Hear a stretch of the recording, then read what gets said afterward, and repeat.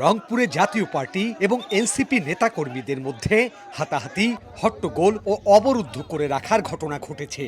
গুরুতর আহত হয়েছে অন্তত 2 জন।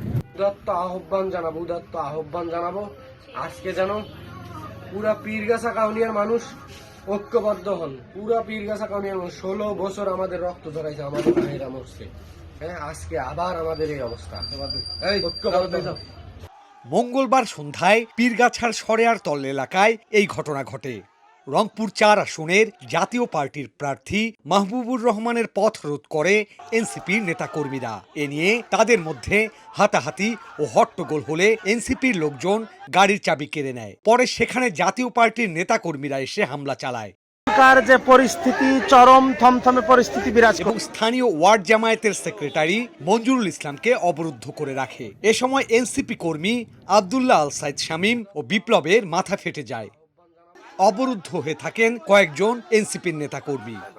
যেভাবে তারা মত তৈরি করছে, তারা বিভিন্ন জায়গায় যে কালচারটা সৃষ্টি করে আসছে, একদম 5 আগস্টের পর থেকে যে কালচারটা সৃষ্টি করে আসছে, তারা এই মবের রাজনীতিটাকে প্রতিষ্ঠিত করতে যাচ্ছে।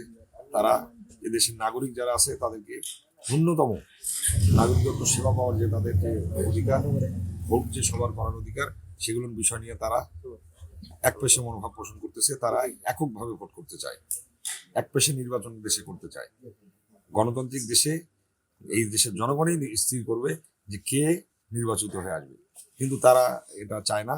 তাদের মনোভাবটা হচ্ছে যে স্বৈরতন্ত্রের মতো তারা এই বাইরের পথ দিয়ে কিভাবে ইলেকশন ইঞ্জিনিয়ারিং করে আপনার বিনা প্রতিদ্বন্দ্বিতায় নির্বাচিত হওয়া যায়, সেই পন্থার কারণে তারা এই মবগুলোর সৃষ্টি করতেছে।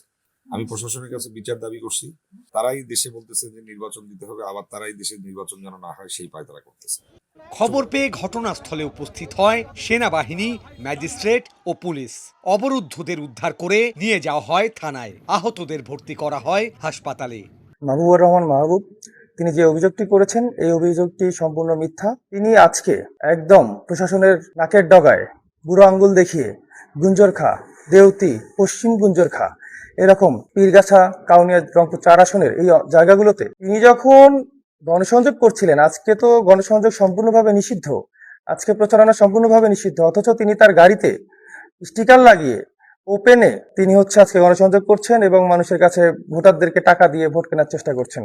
পরবর্তীতে সচেতন নাগরিক হিসেবে তারা যখন তাকে আটক করে এবং তাকে জিজ্ঞাসাবাদ করে কেন তিনি এটি করলেন, তখন তিনি উল্টো তাদের উপরেই খেপে যান। আজকে যে হামলাটি করা হয়েছে সেটি রিপন এবং খোকার নেতৃত্বে এই মাহবুবুর রহমানের নির্দেশেই এই হামলাটি করা হয়েছে এবং পরবর্তীতে 2 জনের মাথা রক্তাক্ত করা হয়েছে, ফেটে গেছে। তারা এখন আশঙ্কাজনক অবস্থায় রংপুরে মেডিকেলে ভর্তি হচ্ছে।